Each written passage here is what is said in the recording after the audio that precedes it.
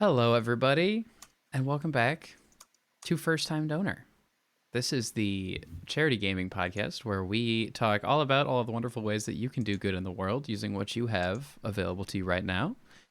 I am AJ. I am one of your hosts, and I'm glad that we're back. It's been a minute since we've done one of these. I know. Um, we For those who don't know, we had a bit of a schedule change in the past year or so.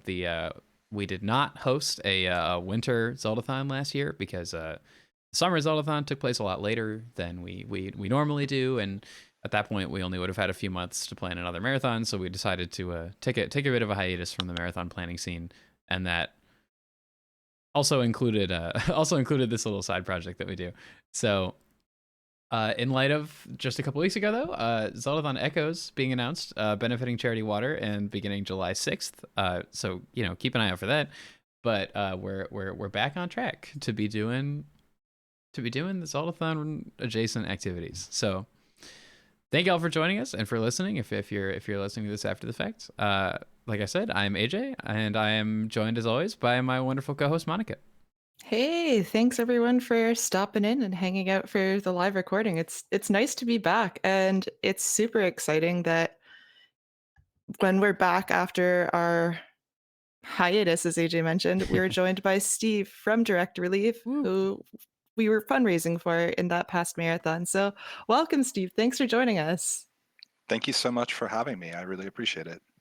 Yeah, so to go in and get started, would you give us a little bit of info about yourself for anyone who might not know you and anything that might surprise people about you? I mean, Steve, you're a really interesting person. There's some wild things about you that are super cool. Well, now I'll never live up to that introduction, but I will do my best to answer your questions. Yeah, my name is Steve Lang. I am the Director of Web at Direct Relief.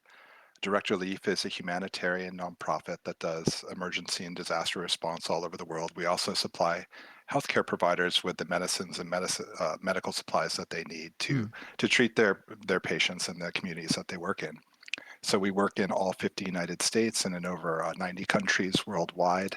I've been with the organization for it'll be 10 years next month. Wow. And it is absolutely my dream job, and I am incredibly grateful to be here. And Monica, I was thinking about something unexpected about me to share with Mhm. y'all, and I don't think I'm the right person to answer that question because I do have a pretty diverse range of interests, and I have kind of my own unique ways of engaging with the world, just like anybody else. But it's Mhm. really hard for me to know things that are normal to me seem surprising to others, and vice versa. So I'm gonna punt on that, and maybe we will figure that out as we go. All All right, right. I have two that I want to share. Okay. So two things that fascinate me are Steve is an avid surfer, and Really? Rom Scout, who also works at Direct Relief, and we have a past episode with, filled me in that Steve and a bunch of other Direct Relief staff will sometimes take their lunch breaks and go surfing, which is the What? coolest thing. That's Well, I so mean, yeah, so surfing maybe for folks not from Southern California is or Hawaii is kind of a unique and cool thing. But trust me, if you live here, it's pretty common and pretty conventional. And certainly in Santa Barbara, California, where Direct Relief is based, surfing is one of the popular outdoor activities. And we are blessed to live in this place. You know, we have great weather. We have the beaches right here. We have mountains that aren't tall enough to have snow, but they have great hiking and mountain biking trails and whatnot. So it's a very outdoor focused area, and it is kind of a paradise. It's quite expensive. There are a lot of downsides, Yeah. but but it's a great place. And so surfing, yeah, surfing has been something I've done as a native Southern Californian for my whole life. I don't get out as much as I used to, but I still try to quite a bit. I have two boys; they both surf as well. And yeah, I actually have hanging in my cubicle a photo of that some random guy took when I was out surfing one lunch break, and he caught me in the like where we parked our cars afterwards. Like, hey man, I got a great photo of you. Let me get your email. let's And I go. was like, Wow. hell yeah. So it was a great photo. I was like, dang, I guess I don't have to surf anymore. I got the picture. You know, this little I no, love no, just that. kidding. But yeah, so surfing has been a huge passion of mine, and in fact. I came to UC Santa Barbara as an undergrad in the 90s, and during that time, I took every break, like spring break or winter break, and I would go on surf trips up and down the coast. And I've actually Nice. Huh. surfed everywhere from Washington State down to Mexico, to the whole Wow. length of the Baja Peninsula. That's And I was awesome. very consciously trying to think, like, as I was, finishing up my university, I was like, where do I want to wind up afterwards? And I was like, well, I really love Washington State and Oregon, but the water's so cold up there. And down towards like LA and Orange County and San Diego, it's like it's so crowded. I hate, I'm from Los Angeles originally, and it's so overcrowded. I hate driving on the Mm, freeways. It's just miserable. I'm like, it's too crowded. The water's warmer, but it's too crowded. sure. And at the end, I'm like, I guess Santa Barbara's kind of that Goldilocks. And I was incredibly fortunate to be able to sort of dig my fingernails in here and find a way to stay. And I am forever grateful for that. And 10 years ago, when I started working at Direct Relief, this is beyond, like, okay, to make a gaming reference, since we are doing a gaming adjacent podcast, like, this is my in-game content. I never knew, like, I could hope to work at a place like Direct Relief to use my web development skills and still get to live in Santa Barbara. Let's go. I Yeah. didn't know that. I don't know. I've done nothing in life to warrant being so fortunate, but every day I wake up and I am very, very grateful that this is the life Aw. I get to live, and that I get to do work that benefits other people. That's a hugely big motivator for me, and I get very passionate about the work and any opportunity I have to talk about Direct Relief. So, anyways, with that said, enough about me. Let's talk about Direct Relief. Well, right. In light of talking about direct relief, and your job, I guess, what got you into it? How did you first get involved? Craigslist. Really? Let's go. No, so that was a flippant answer, but the Oh, the real answer is yes. I did respond to a Craigslist ad that was posted. This was 10 years ago, like this month ish, and I wow. had been working. I graduated in the late 90s with a double major in liberal arts. I had a Black Mm. Studies and a philosophy major, Ooh. both with honors. And with two liberal arts degrees like those, you can really do anything you want because Yeah. they don't directly translate to Yeah. any particular career path. But yeah, so I did a very brief stint working as a real estate agent, Whoa. which was, I was like, well, I wrote myself a business plan. I'm like, I want to live in Santa Barbara, I want to pay my bills, and I want to surf as much as possible. That was my business plan. I love And that. I'm like, and this is back before like work from home and these more flexible schedules that some people get to have today were even a concept. So I was like, well, how do I make that happen? And I decided to work in real estate. And so I did that for about 18 months and I was very successful at it, but I really didn't enjoy it. It wasn't my scene. I felt like I was kind of undercover every day, like being like a double agent, trying not to get discovered as being a fraud. Um, but one of my buddies, and I knew from surfing down in the San Clemente area, was like, dude, you should get into web development, man. You can learn HTML super easy and they'll pay you like $60 an hour. And back then that sounded like a lot of money. That sounds like a So lot of money now. I was like, cool, let's go. So I started teaching myself web development in the evenings when I wasn't, working. And eventually, it was like I think around like November, December of like 1999, I walked into the best web design studio in Santa Barbara. They did not have a help wanted sign. No ads were out. And I was like, can I please speak to the person in charge of hiring? Wow. And so they said, okay, hold on a minute. And so they brought this woman out who turns out was the owner. And I'm like, look, my name is Steve. I know I want to be a web developer, and here's the offer I'm going to make to you. I know you're the best web design studio in town, and this is where I want to learn from the best. That's why I'm here. I will work for you for a week for free, and if you'd like me, you can hire me. And if you don't, I'll go away. And the woman, Sylvia, was Wow. like, well, I admire your gumption. I'll That's take you quite up the on your offer. pitch. Yeah. Yeah. So she Bold. took me up on the offer. And within about 6 months, I was the web production manager. And I stayed with them until the company folded a few years Oh. later during the dot-com Oh, Oh. implosion. Uh, then Yeah. I then I did a few other things, but I stayed. I had to do some forced freelancing. And then eventually I got back kind of into full-time positions, and it was in 2013 that I was working for a travel supply company called Magellan's Travel Supplies, and I'd been with them for 5 or 6 years, and they were doing great, but they'd been bought out by a private equity firm. I didn't really like the direction the company was going, and when I saw the Mm. ad for Direct Relief, I was like, oh wow, this is really cool, because we had done a thing with Direct Relief like a year before in response to the Haiti earthquake in 2011. I guess this would have been, yeah, a couple of years before at that time. But I saw that they needed a web person, so I applied, and Direct Relief was a lot different back then. 10 years ago, it Mm. was a little smaller, and things didn't move very quickly. So it took a few months, but I Hmm. eventually got hired on, and I've been here ever since. So yeah, I'm sorry, there was a question in there. I don't know if I've answered it, You but I've certainly. absolutely have. Yeah. Okay. Yeah, but no, it was a Craigslist ad. Yeah. So, yeah, Wow. they needed help with their website. They didn't have any actual web person on staff at the time, and they had been using an agency, and they had one of my buddies, Drew, not Drew Schroeder, but a different Drew. um, One of my buddies was sort of managing the relationship, and they were dissatisfied with the pace of work and whatever. So they Mm. hired me on, and my buddy was like, "We've got about 6 months worth of work for you." And I finished all of it in 6 weeks. I'm like, "Cool, now what?" And they're like, "Okay, hold up a minute." So yeah, so yeah, it's been cool. It's been a great experience, and it's been amazing to see Direct Relief grow. That's why I had no idea that it was 10 years for you. Congratulations. Yeah. Yeah, yeah, That's so exciting. it's it's it's amazing. It's been quite the experience to see. I remember when I was hired, the former director of IT, a man by the name of Ross Comstock, was like, "Yeah, we're doing about $800 million worth of supplies delivered, but I think we'll get to $1 billion someday." And I'm like, "That's insane," because I'd come from an e-commerce business, the Magellan's place, that was doing around Hmm. $35 million a year in revenue, Yeah. and that was cool.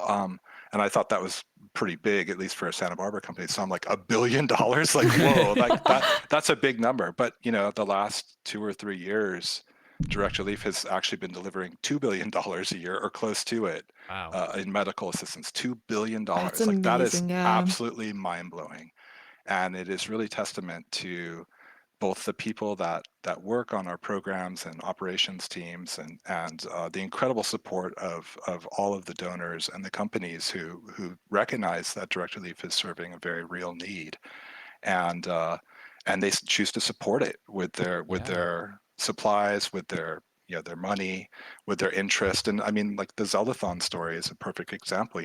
These folks Hmm. reached out to us through Reddit, and I remember Tony Moraine, who's now our VP of communications, but at the time was like, I think our director of communications. Um, he was like, "Yeah, these guys from Reddit want to know our PayPal address because they want to do a fundraiser for us." I'm like, "This sounds really sus, This is man." definitely not a scam. Yeah. 100% risky free. It's just like, okay, cool.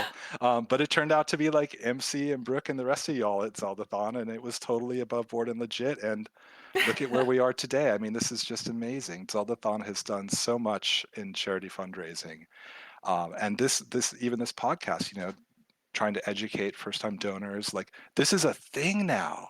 Like, this Yeah. is so cool. It's amazing. It's truly an amazing thing to have been a part of, not just Direct Relief, but the growth in charity fundraising from, even Zeldathon in 2013 was pretty sophisticated by comparison to what it was in like 2010 or 2011, whenever Oh MC and the yeah. gang fell asleep on the couch, on their first stream. Oh yeah. But look at where we are today, and look at the magnitude and scale of events and involvement, and it's just amazing. It's just been such an incredible thing to be a part of, and to know that all of this is going to such important and worthy causes, Mm. and that it's a way for grassroots donors and broadcasters to really support things they care about. Yeah. I think it's Hmm. just so cool. It never gets old for me. Like, and of course, it's fun to be involved in them, and get to the opportunity to speak about Direct Relief and the work that the organization does. But really, the part that I'm keying off of is like the enthusiasm, the ability for gamers to look around and see one another participating, Mm-hmm. like in the chat, or as reflective via the broadcaster, and look at the power that they have to affect good in the world. That Hmm. is what's Yeah. so amazing. And I made this speech at the 2016 Zeldathon when it wrapped up, because that had been like one of their biggest Zeldathons to date. And I was just like, y'all need to really understand that like there's such a negative signal out in the world about gaming and gamers and what they're about. But look around and see what you're doing here. You're really transforming things. And certainly our gaming program has been that for Direct Relief.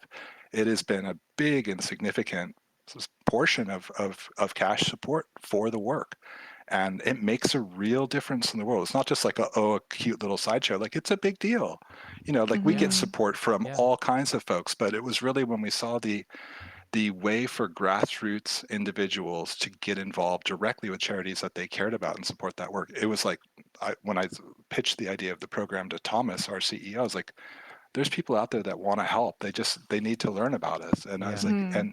and even beyond the cash support, the visibility is Mm-hmm. transformative as well. Like the hundreds and thousands of people who hear about your charity for the first time because they saw it on somebody's broadcast. Like, that's so cool. Mhm. Anyway, It's sorry, I'm just really passionate no. about No, this. So please. it's Yeah. It's That's so interesting, and it's so yeah. true too, and, like, that's part of why we have this podcast and why we do what we do at Zeldathon, just because knowing the average donor base for a lot of charities and nonprofits are, like, the age of 65 and over, so this is why Mm-hmm. it's so important to have stuff like this and the Direct Relief Gaming Program, and it's definitely been really cool to know the growth of Zeldathon. I mean, AJ and I both started pretty late in the game compared Yeah. to some veterans like OC and Lena that they were around for years and years and definitely could see the growth of the marathon. And yeah, Steve, you were involved even before us with the 2016 event, but just even in the most recent years, seeing how charity gaming has really taken off, Yeah. just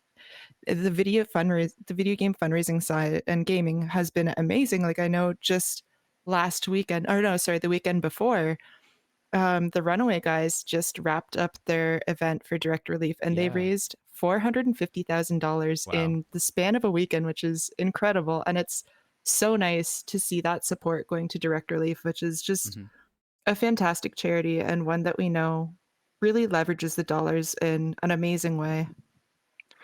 As someone who grew up and was never one of the cool kids and had self-esteem issues and self-image issues and everything else, someone who's always felt like he's been underestimated and put aside in favor of like the brighter and the shinier.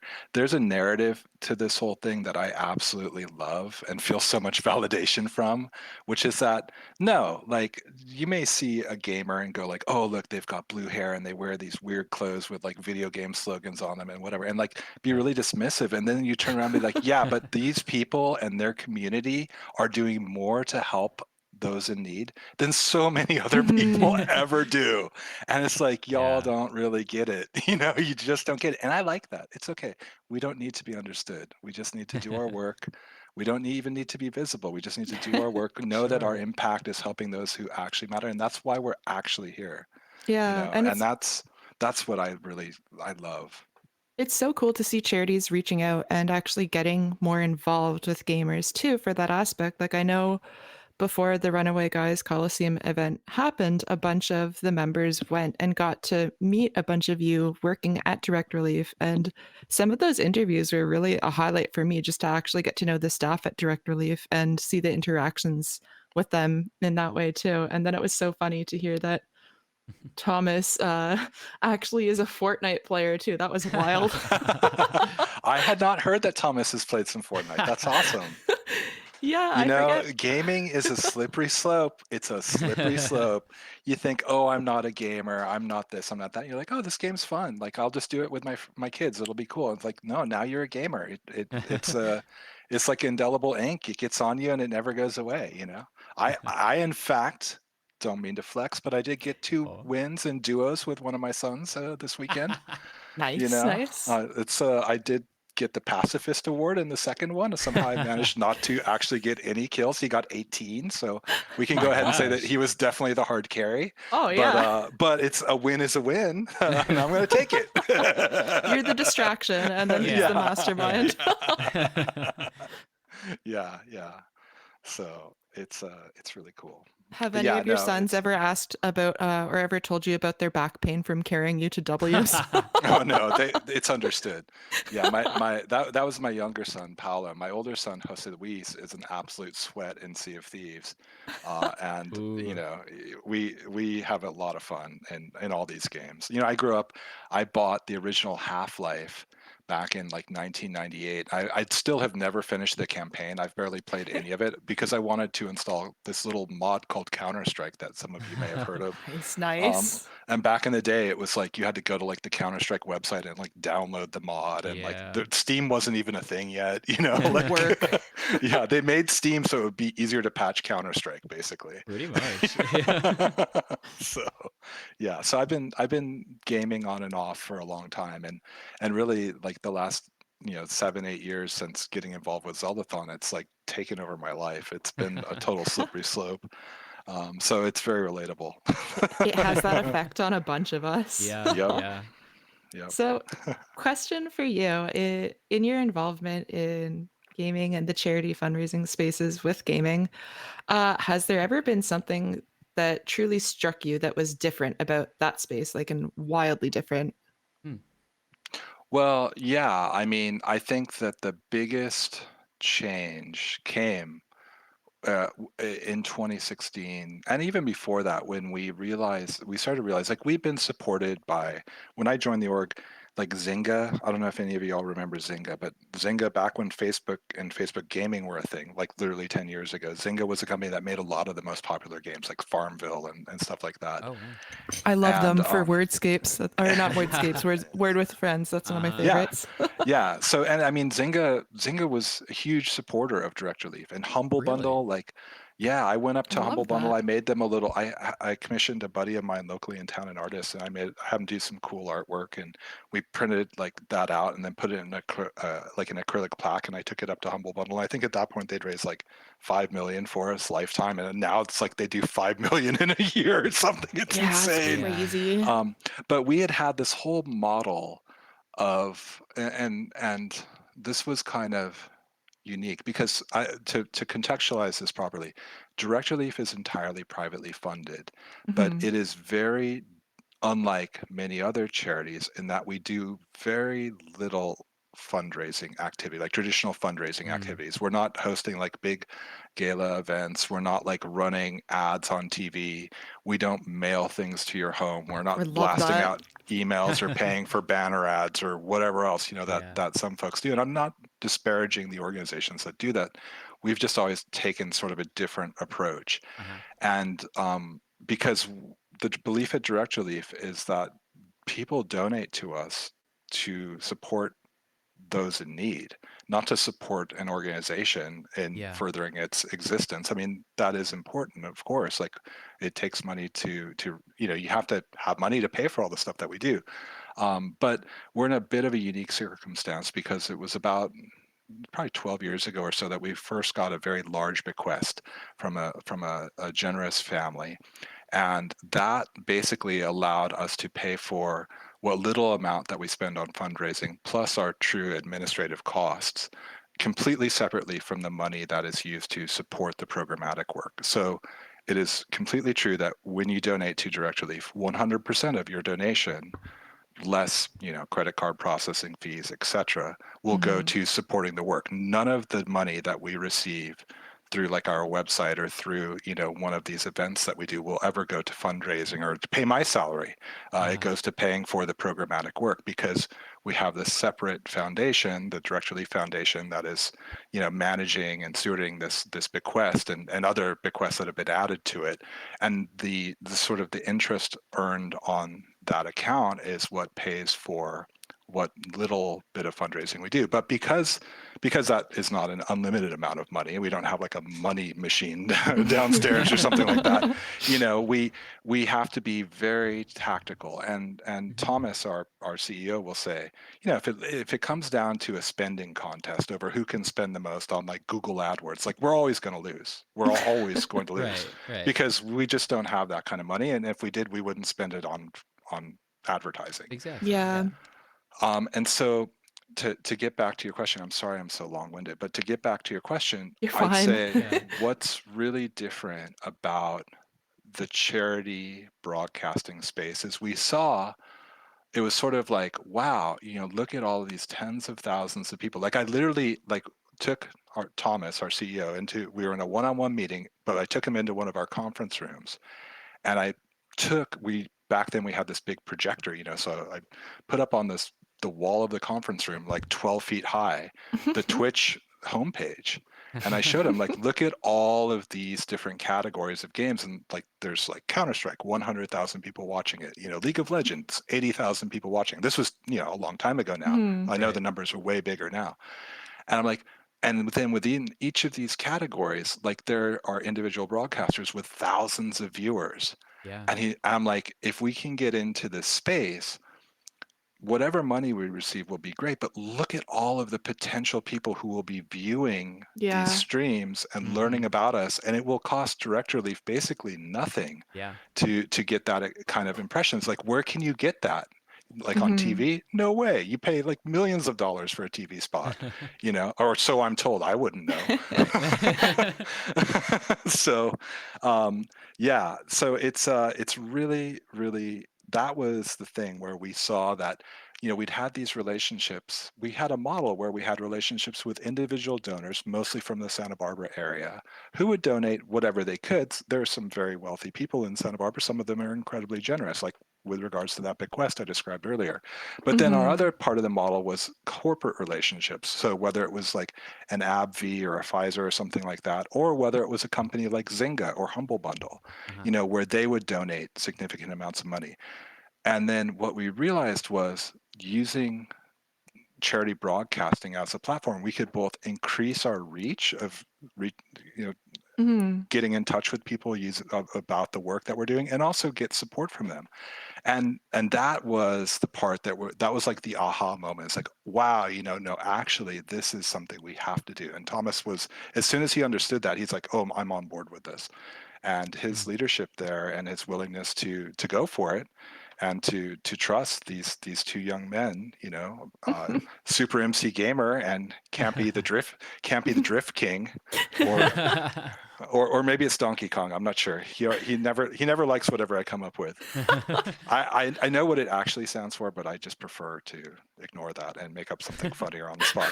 But anyways, Love that. so these two young men, who we hired to basically help us build this program, this has led to a beautiful relationship of many years now. It's led to, the former director of Twitch charity to come and work with us, which is incredible. I mean, Stole Yeah. him. Yeah. yeah, yeah. Poached. Well, I mean, I think he was ready to find Yeah. new horizons, but he could have had his pick. He had his pick of any charity, and he chose Direct Relief, and I was, Mhm. very touched by that. So Yeah. that this has been probably the thing that's been most surprising, is that we didn't really have a broad-based grassroots strategy. Um, Mm-hmm. because we were still very parochial. We were still very thinking like, we're a Santa Barbara organization. Like, yeah, we work all over the world, but our support base is mostly in Santa Barbara.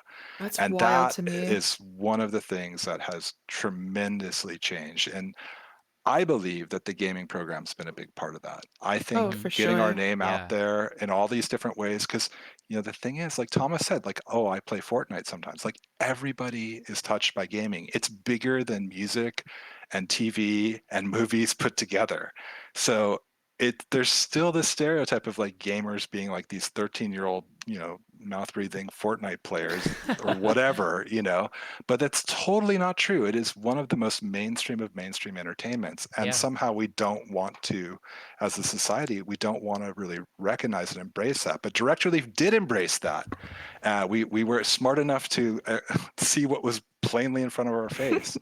And it's been a huge boon to us. And it's been a way to get in touch with folks that we might not have been able to reach otherwise. Oh, that's so true. So, I can absolutely tell you, as a Canadian, I would have had zero clue who Direct Relief is and what they do. And I can't speak the same for Steenis and OC, who are Europeans, but maybe it's the same for them. Just, yeah, other European team members and just people. I think what we like about Direct Relief as well is it's a humanitarian and crisis aid organization that helps globally, and it's doing a lot of work in a lot of places that need it. And yeah, just to know something like that and be able to support it, I absolutely would have had no idea had I not stumbled across Zeldathon. Yeah, I wouldn't have known about direct relief at all.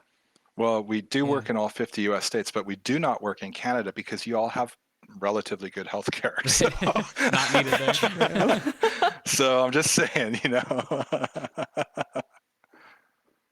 Awesome. Well, I'm gonna move into a question here that's a little more direct relief centered, if that's okay. Of Um, course. and I guess I just want to jump into it. I want to talk a little bit about the Turkey Syria earthquake here. So for those who don't know, a 7.8 earthquake struck like the southern Turkey and northern Syria zone geographically, um, and in like early February, and it's been a pretty devastating natural disaster for both regions. And direct relief, to the best of my knowledge, is on the ground out there and helping. And I guess I just want to ask what can you tell us about what's going on out there? What's direct relief doing in the face of natural disasters like these? Oh, well, thank you for asking. The first thing I'm going to say, of course, I knew you were going to ask, and we are responding in a big way in Turkey and Syria. It's been a very, very big response for us. Mm-hmm. I will first of all direct viewers or listeners to our website, directrelief.org, and Uh-huh. we have it there pinned in the top menu so you can see up to date because we're shipping out every day. So any numbers I tell you now will be outdated because we're shipping literally every day Wow. to support this. But so far, we've done over 109 tons worth of medical aid.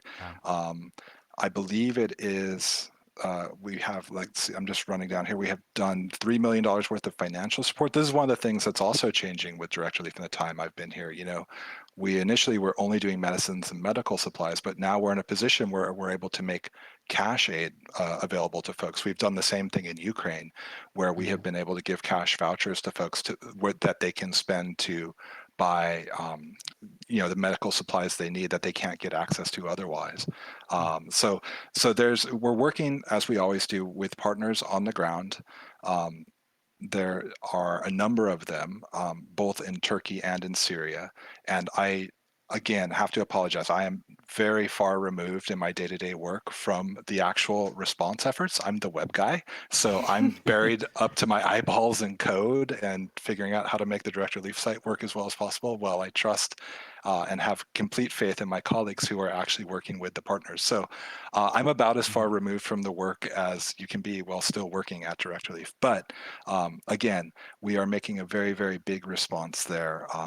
And we have, I think to date, if I remember the most recent number, we have raised over $12 million in support for the response. Wow. 100% of that will go exclusively to the response efforts in Turkey and Syria. That's another thing that is very important to us.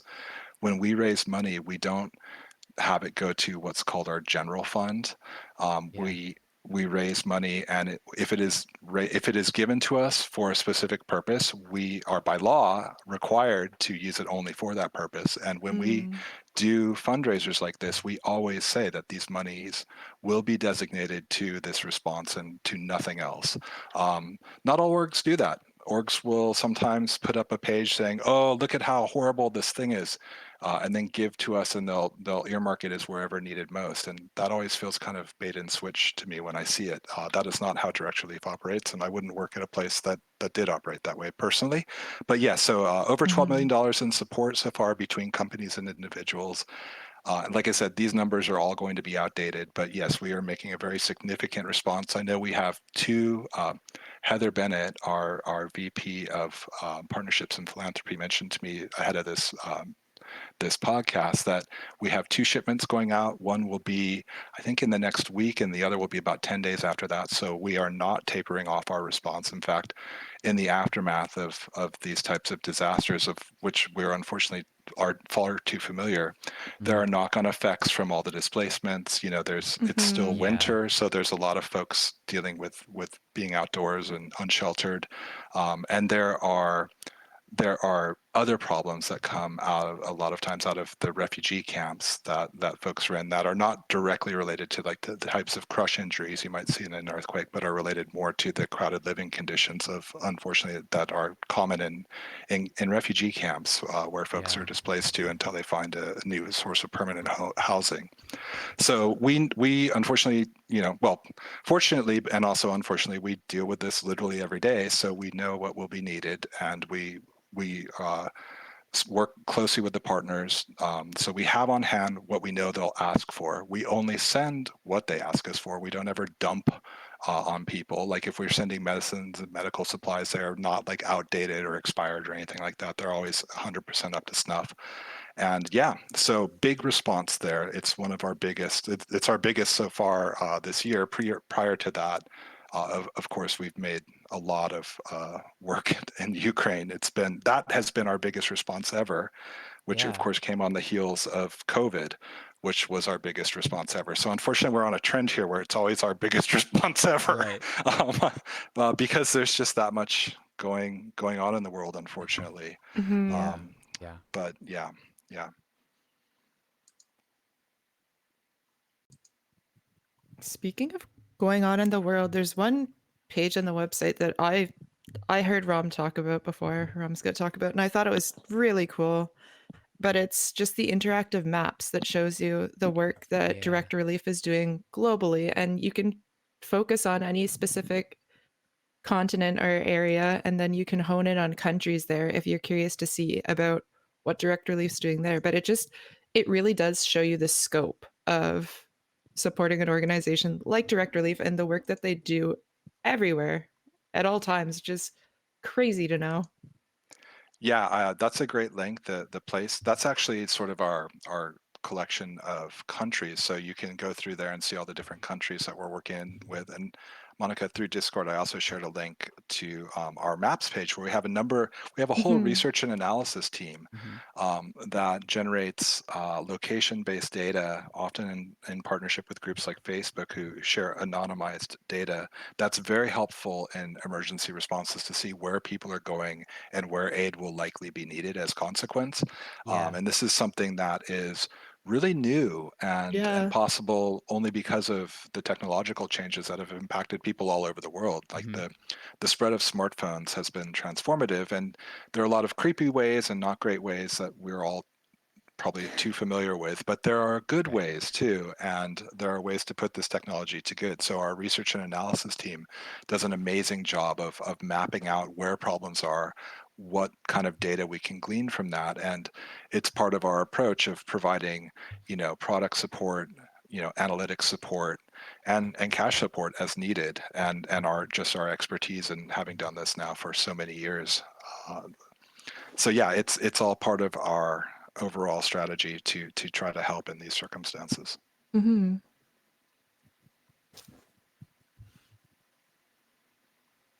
Yeah, that's awesome. Sorry, that was a lot. I'm processing that. That's No problem.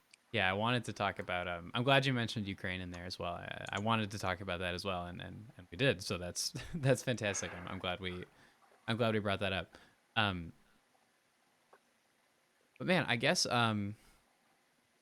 shoot, I guess the only other real question that I would have for you is that if you could tell folks who are considering raising for direct relief anything at all, um, what would it be?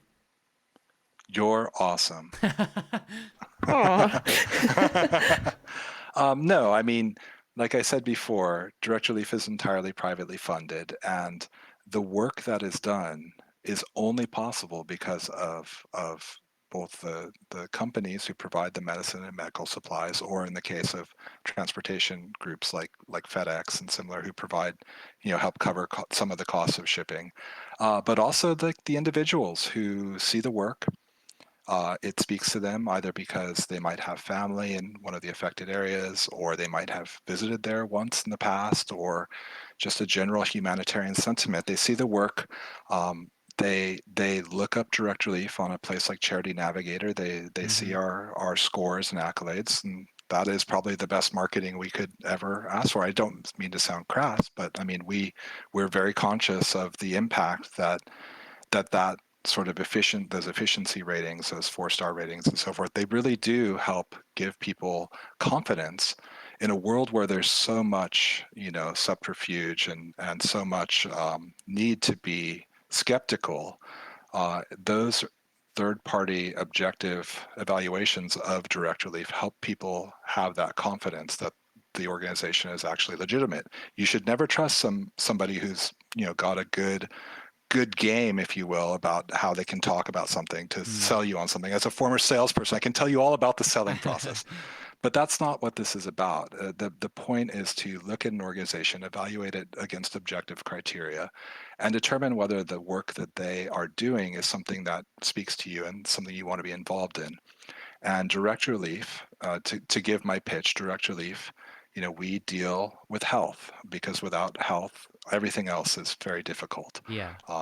People who have poor health tend to fall into poverty. People in poverty tend to have poor health, and this is a vicious cycle. Hmm. Direct relief can't make every bad thing in the world go away, but we can work with local partners who are on the ground, who are parts of the communities that they serve, and ask them with respect what they need for their people, and Yeah. then do our best to get it to them.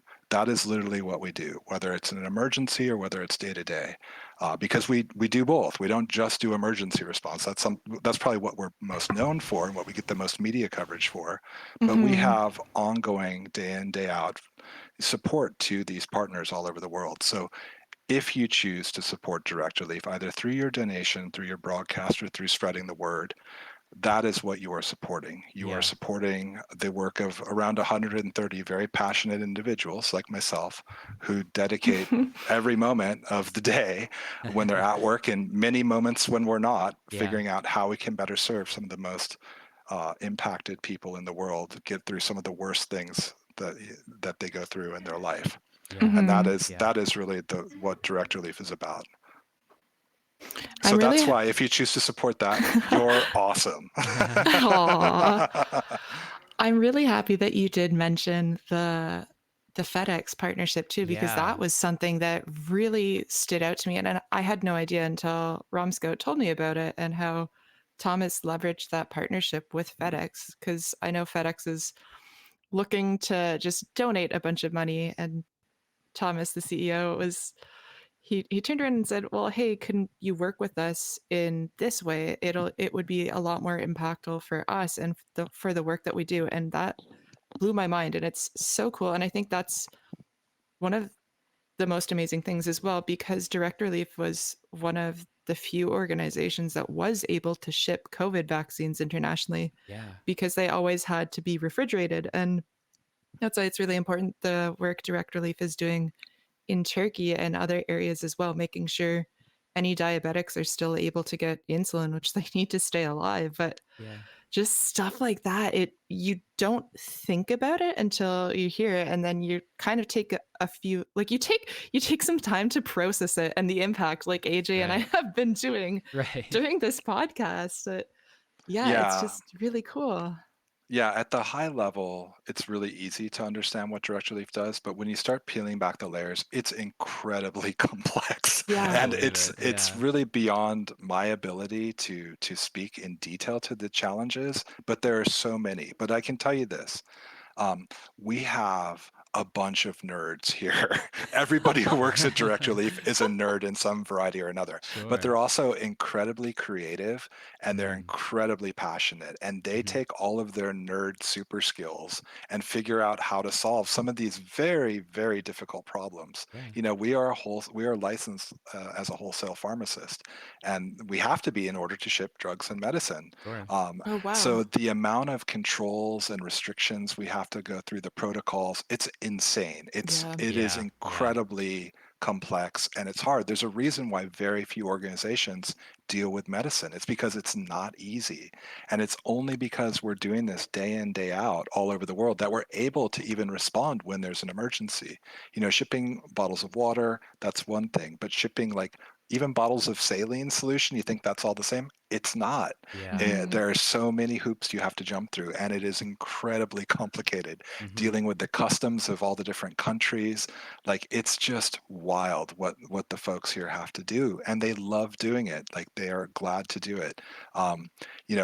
When we responded to the earthquake in Nepal in 2015, Mm-hmm. Thomas had to charter a 747 cargo jet for what was at the time going to be our single biggest ever airlift. Oh, Wow. And wow. he's like, I'm signing a check for $500,000 for this airplane. Jeez.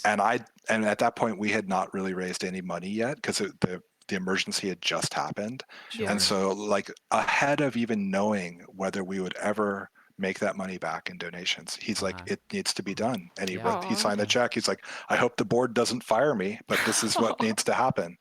And it's so from the top down, like, it's a bunch of very intelligent people that are very passionate and solving some of the most difficult to solve problems in the world with a lot Yeah. of care and compassion and intelligence. And I'm here too, but they're doing a great job. And you're playing Please. Monster Hunter, so I was just about to make a joke, a taken joke about people having unique sets of skills, and then getting into, for those of you who don't know, Steve also got his pilot's license last year, which I think what? is another Get insanely out of cool here. ski fact. That's sick. And well, yeah, you told me well, about one of your really cool ambitions to to eventually be able to deliver some of those direct relief supplies too. Which, yeah, if you don't know cool facts about Steve, Steve is one of the coolest people ever. So. that is, I think that point is certainly up for debate. I will let others decide. But yes, I did get my pilot's license last year. It had been a lifelong thing. My father was Huh. a private pilot. My grandfather was a pilot in World War II. Wow. He flew cargo planes, actually sending supplies, Wow. all over India as part of the war effort. He was also a flight instructor. Oh, So I wow. grew up in a family that was focused on aviation, and although that was not a path that I went down as a career, it has been a passion of mine. Both like flying real airplanes, flying model airplanes, flying simulated airplanes in the computer. I can't get enough of aviation. Huh. It's really a big passion of mine. So yes, like many people during COVID, we were forced to quarantine and kind of lock down. And I had sort of saved up a little nest egg, and I was like, you know what? I've wanted to do this. I'm not getting any younger, and I finished up, and it was a great experience. Huh. I So love that. I'm Yeah. incredibly blessed. Now, about when I might fly for direct relief, that's probably not going to happen anytime soon, if ever. Sure. But but that would be a cool thing for sure. Hey, even within the US though, because Yeah. I mean, I know, like, it's funny. I was messaging Steve earlier and he was telling, because I sent him a picture of Romscout facing a blizzard. Well, not a blizzard. It was some heavy snow for Canada. And Steve looked at the picture and laughed and said, I'm working from home because we're getting a little bit of rain, which is a vast under exaggeration because Yeah, I hope it's everything is okay because I know there's a lot of landslides and flooding Oh, and stuff geez. of the sort yeah. happening around the headquarters for direct relief right now too. Yeah, fortunately, we haven't had any significant mudslide activity, but back in early 2018, we had the Thomas fire in the foothills above Santa Barbara. Um, and then in I believe it was January 2018, there were these mudslides that ended up killing, I think it was 23 or 24 people. Oh my It goodness. was one of the worst tragedies and losses Oh, of life in Yeah. recent Santa Barbara history. And in fact, our Thomas, our CEO, was evacuated from his home, and his home eventually was, it was not like crushed by the mud, but it had oh been my surrounded by God. the mud, and Wow. it had penetrated like into the walls of his house, and basically it had to be demolished. So he Wow. lost his home Jeez. as a consequence. So it sometimes strikes very, very close to home. Yeah. And yet, direct relief, it was crazy because we were also responding out to that time to some other emergencies, and then it had just been one thing after another. Hmm. And I believe we've been in late 2017, we've been responding in Puerto Rico Mm-hmm. and in the other parts of the Caribbean to Hurricane Maria. That had been a very, Yeah. very devastating hurricane. So Hmm. we did what we always do, but the lessons we learned from all of these things, whether it's wildfires or earthquakes or flooding, we are doing this on a day in day out basis, and so we have quite a lot of experience regardless of where it happens, and it is terrible. And we are now responding to flooding here in California after years of drought. Now we've got Yeah. flooding. It's Yeah. wild. We had a big day of rain yesterday as well. I think we got 4 inches, which for us is Wow. like Jeez, yeah. Yeah. that's an absolutely wild amount of rain here, and like our Mhm. soil cannot even, it's already completely saturated. And And now just the I'm infrastructure is not made for No. that. Yeah. no, it really isn't. It really isn't. So yep. But despite all that, the trucks are going out and the planes are flying, and the work must go on. So I'm just grateful to be able to help. I mean, this truly is. There's no way I could have known that I could live in Santa Barbara and work for an organization like Direct Relief and lead the Mm. life that I do. I don't. I have no way to express how grateful I am for that. I love that. And well, I mean, I think that brings us to a close too, and just our gratitude for you and the other people at Direct Relief doing what you do and then always vibing with us gamers and everyone involved in this space too. It's really nice to see and know that that relationship is still going to grow more too. Yeah, well, I see Narvik is in the chat here, and speaking of vibing, it was great to get to hang out with him a little bit. He's a friend I met through Zeldathon and Uh-huh. has become a very, very dear friend who I care about quite a lot. So, I never expected, I'm almost 50 years old. I never expected that I would be doing video gaming as kind of tangential to my work, and that it would be such a significant source of support for this work. This is like truly the strangest timeline, but I'm so grateful to have the opportunity to speak to you all, and thank you for inviting me here. And if folks have any questions, they're free to reach out to us on social. Our communications team will be glad to field your questions. I can be found easily through our website if needed. And just thank you so much for the opportunity. It's great. Thank you so much for taking the time to talk to us and just hang out and let us know so much more about what Direct Relief is doing, about yourself as well, just being one of the most interesting people I've ever had the pleasure to meet. So thank you. Yeah. Well, the honor is all mine. Thank you so much for the opportunity, and I sure appreciate it. And on behalf of Direct Relief, thank you for the interest. Aw. In terms of other thank yous, thank you to Danny Music for our fantastic intro and outro. We appreciate you, and it's a nice little bop. If you haven't heard it, listen to the podcast recordings on Apple Podcasts, Spotify, all those amazing places. Hmm. Also, wild news, if you're someone else who is a podcast person, Spotify now has podcast ratings. So They do. Uh-huh. drop us a review.